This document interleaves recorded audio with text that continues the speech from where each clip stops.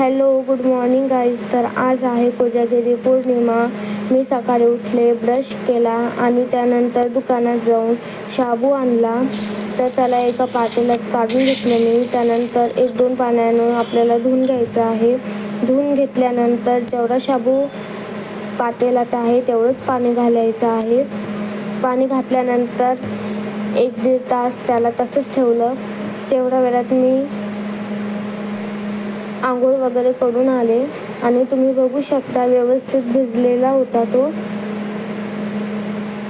त्यानंतर परातीत त्याला मोकळं करून घ्यायचं आहे.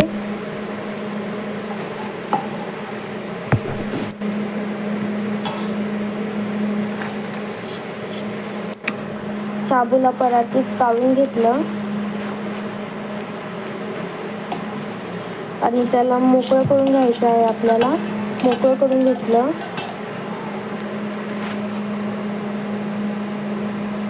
त्यानंतर मी त्यात 1 चम्मच मीठ घातलं, अर्धा चम्मच तिखट घातलं आणि माझ्याकडं कूट नव्हता, भरणी खाली झालेली होती. त्यामुळं मी शेंगदाण्याला खलबत्त्यात काढलं,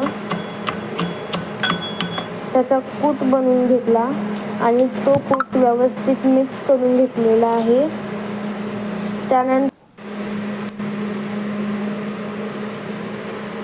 त्यानंतर मी 3 मिरच्या घेतलेल्या होत्या, त्याला बारीक कट करून घेतलं. कट केल्यानंतर गॅसवर पातेलं ठेवलं, थोडं गरम होऊ दिलं पातेल्यात.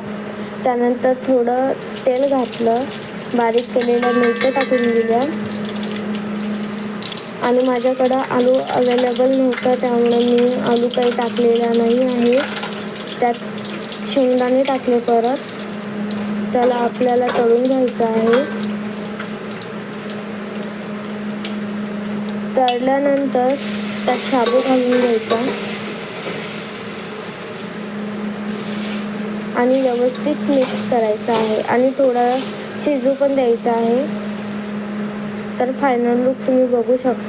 शाबूची खिचडी खूप भारी झालेली होती. त्यानंतर मी नाश्ता करून घेतला आणि माझं असाइनमेंट लिहायचं होतं, तर असाइनमेंट लिहायला घेतलं. आणि माझा मिनी ब्लॉग तुम्हाला कसा वाटला तर कमेंटमध्ये नक्की सांगा. Thank you so much.